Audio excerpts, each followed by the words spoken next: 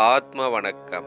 ஆத்மபிதா சுவாமி சிவானந்த பரமஹம்சர் அவர்கள் அருளிய உபதேசம்.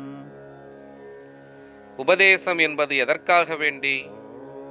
மோட்சம் சித்திப்பதற்காக, அதாவது அடைவதற்காக. மோட்சம் அடைய ஜீவனுக்கு மேல்கதியோ கீழ்கதியோ வேண்டியது? ஜீவனுக்கு மேல்கதியே வேண்டியதாகும்.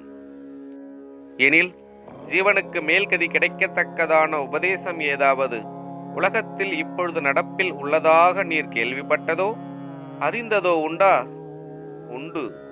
சிவ ராம முதலிய நாமங்களும் பஞ்சாட்சர முதலிய பல மந்திரங்களும் மகா வாக்கியங்களாகிய பிரம்மோபதேசங்களும் இப்பொழுது உலகத்தில் நடப்பில் உள்ளதாய் நான் கேள்விப்பட்டும் அறிந்தும் இருக்கிறேன்.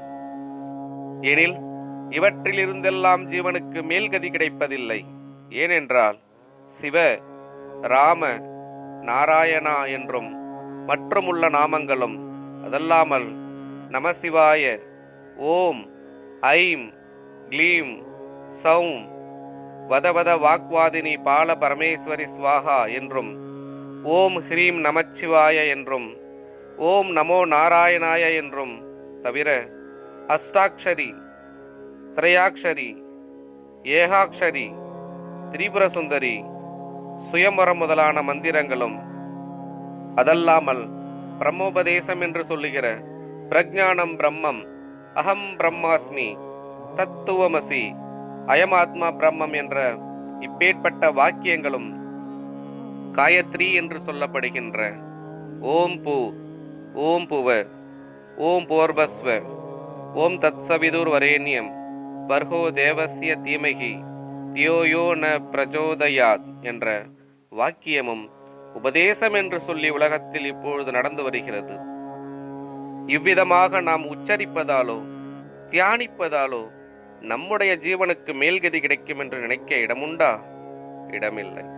எனில் இவ்விதமாக உச்சரிப்பதால் நமது ஜீவன் மேல்கதியாகவோ அல்லது கீழ்கதியாகவோ போகிறது?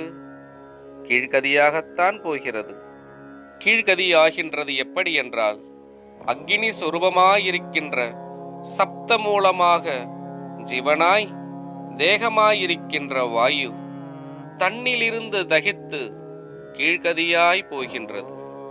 அப்போதுதான் நாம் செத்து போகின்றோம்.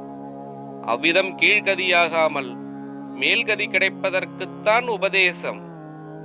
ஆத்ம வணக்கம்.